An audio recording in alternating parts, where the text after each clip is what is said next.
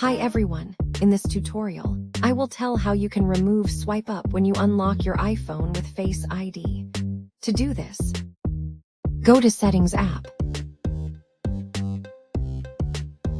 Tap on Accessibility. Tap on Touch.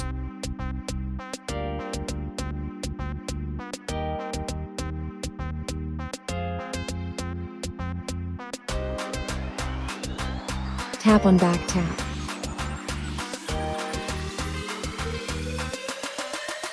Tap on Double Tap.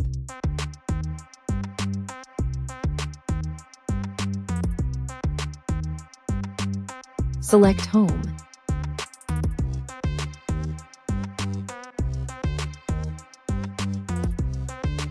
Now, simply double tap the back of your iPhone to go to the home screen.